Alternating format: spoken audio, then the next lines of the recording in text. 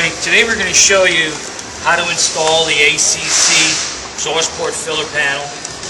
This is a diamond mesh unit. Whether you have a solid unit, perforated unit, or this diamond mesh, or whether you have an aftermarket exhaust, stock exhaust, or high performance exhaust, the application and installation and adjustment procedures are exactly the same. It's also important to know, just in case you were wondering if you have the right part, none of the parts, and I believe we make the filler panel for just about everything that's out there. None of the parts are interchangeable. So if your panel fits through over your exhaust tips like this, you have the right panel. A C6 is not going to fit on an MPP, a Close is not going to fit on a Bola, and so on. So the first thing we're going to do is to check what our adjustments are going to be. Now, it's important to understand that anything after 2008, this exhaust system has to be raised by 1 inch. The reason for that is GM designed a different CAT system for the car in 08, and as a result, it caused the whole exhaust system from the CAT back to sit lower by 1 inch. When we discovered this, we thought, we would have to design a new panel, but when we asked GM about this, that's how we learned that they put a different system in, and they suggested to us the procedure to adjust it. So the first thing that we're going to do is to check if any adjustments need to be made side to side. We already know it's got to go up 1 inch, and we need to see how much, if any, we need to adjust side to side. So first thing you do is you set this in position, you take a look, okay, and you can see that they're not symmetrical. Oh gosh, must be about a ½ inch. So what we're going to need to do is when we go into our adjustment procedure, we're going to knock both of these exhaust tips in about 1/4 inch. And that will set it up so that this slides on perfectly. So now that we know how much to adjust it side to side, we're actually going to go in to the adjustment points. Now, each one of these muffler cans is held into position by 2 pins coming from the back of the muffler. These pins right here are piercing a rubber grommet on the inside and the outside of the muffler, and it's these pins is where we can make all adjustments. So what we're going to do to start this is going to lube this up a little. You want to take either WD-40 or silicone spray, and you're going to just kind of spray these a little, get them all lubed up.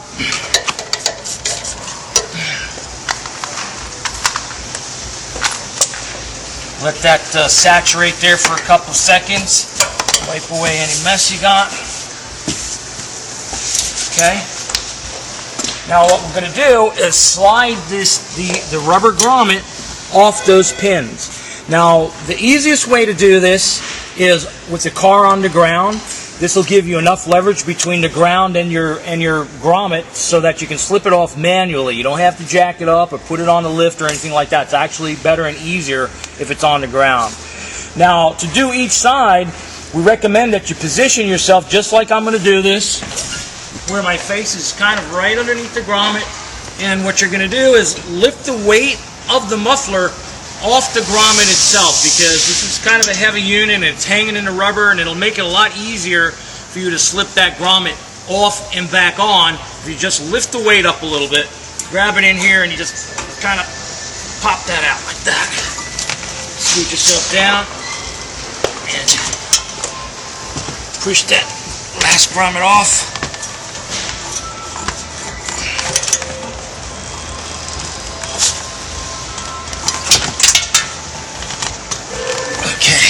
Now once you've released them from the grommets, you can see you have a lot of movement, a lot of space to make adjustments that you need. These are the pins that you've exposed, and this is where we're going to make our adjustment. Let me scoot over to the other side. We're going to do this video in real time so that we can show you approximately how long it's going to take from beginning to end. It's generally a pretty quick procedure, so I'll just come over to the other side, pull this grommet off, and the next one. Okay.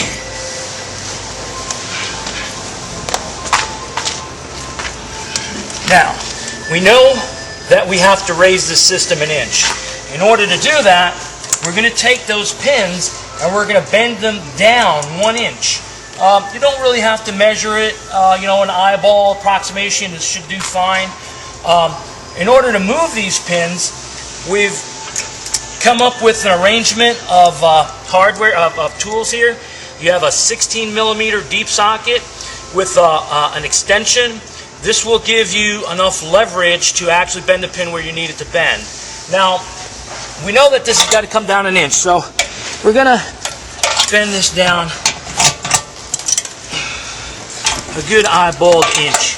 Now, we know that the system has to be adjusted to the inside. Each one of these tips is we want to bend the pin so that the tip sits inside 1/4 of an inch. So what we're going to do is just bend the pin in an opposite direction. So if this has got to go towards the inside, we're going to bend this to the side approximately 1/4 of an inch. Now that, when we put that back on the grommet, that should essentially pull this in and also lift it up. So we'll go and do that to the other side.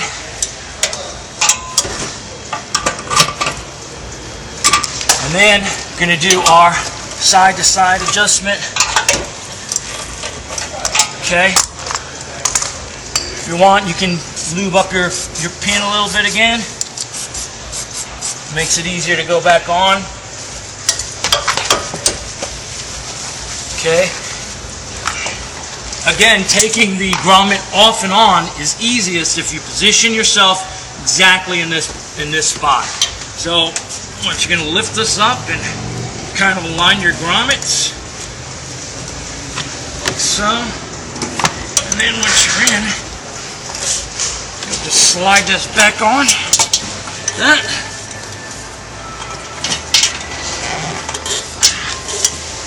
Okay. Over to the other side.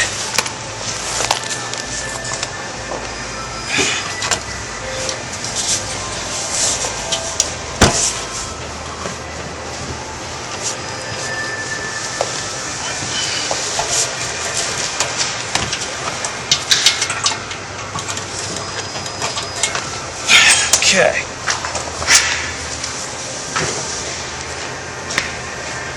Now, as you saw, that whole procedure only took a couple of minutes, and that's generally all you have to do as far as adjusting.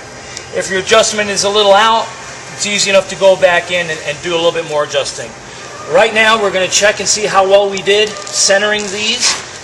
So we'll slide this over, and you can see that it just slides right on. So we did pretty good as far as the side-to-side adjustment. We've raised it 1 inch, so now we can continue with the rest of the procedure. Now, if you notice, the filler panel has some red attachment tape here. This tape is not to hold this panel in at all. It's strictly for cosmetic reasons. What happens is, or what the possibility is that once you put your mounting screws, this soft plastic is so soft, there's a possibility that this might pucker in between. So what we've done is we've added this tape, and this will allow the soft black panel to stay adhered to it, eliminating any possibility of space or gaps. Now, your kit comes to you with an adhesive promoter. This is not a cleaner. What this is an adhesive accelerator. It's designed to really set up the surface to mount to the adhesive of the double-faced tape for long term. So it's important to use that.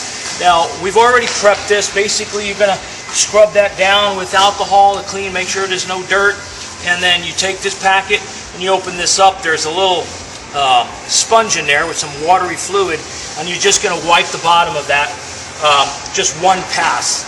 Now, your kit comes to you with some very simple hardware. You're going to have 2 washer head screws. These are going to be for the rear locations, and then the ones that are up closer to the holes is the stainless flathead screws. These will be countersunk into your filler panel, so you shouldn't see them. And then you're also going to have in your kit some flat nuts. Now these flat nuts are very important because this plastic is way too soft to really sustain a mounting through a sheet metal screw. So once you put your screw in, you put your flat nut on the back, and that holds perfect. So what we're going to do is go ahead and get this ready. Now, it's important to know and understand that we've designed this system, the filler panel, to come into full contact with the tips and the muffler cans themselves. In fact, this 1-inch tab in the back here is going to hit right on the bottom of that can, and we've done this on purpose. Having full contact with the exhaust system and making it tight to the exhaust system will prevent any rattling or clunking when you drive, or you put on your foot on the brake or accelerate or hang a turn. The fact that this is actually clinging to the exhaust system is what's going to make it quiet.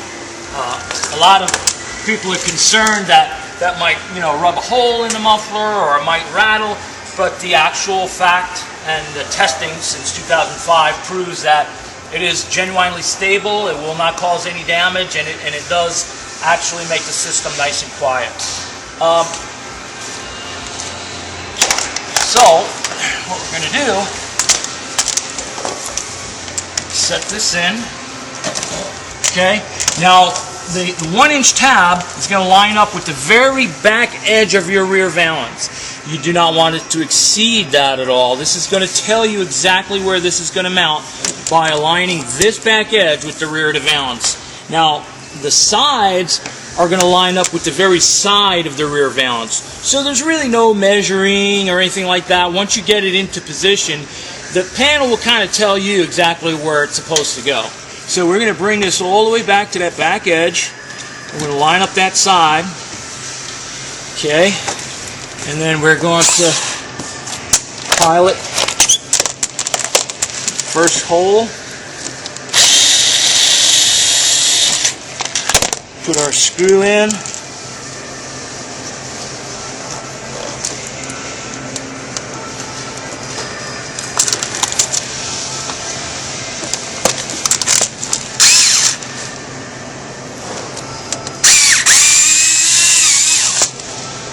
Now again, don't forget to put your flat nut in. It's very important.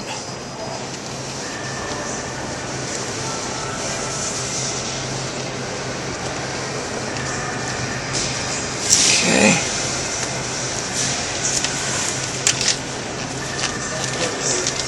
Slipped off. We'll pull the screw out. We'll start this over. That's good.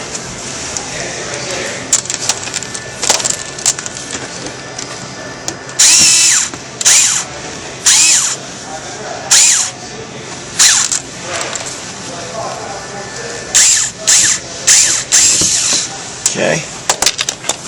Go to the other side. Position it exactly in the same spot. Pre-drill your hole. The screw will actually self-tap.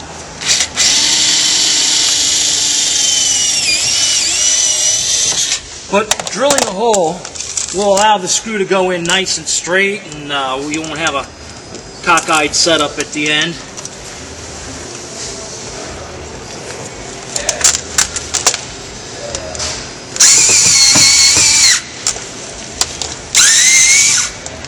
Put your flat nut in.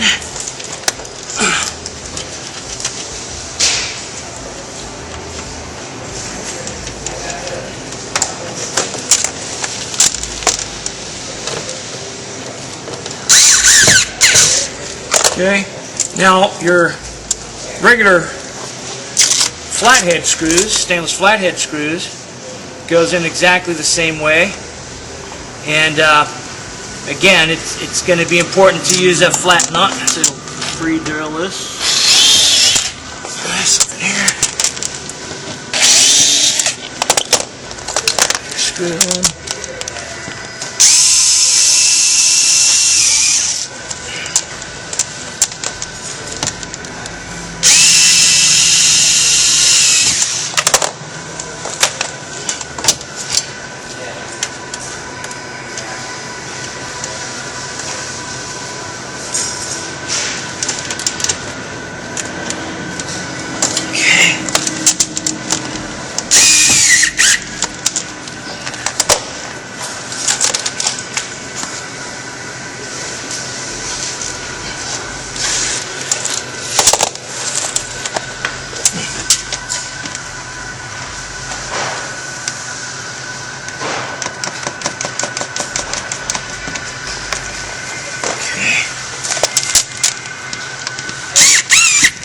Once you're all done, pull your protective liner.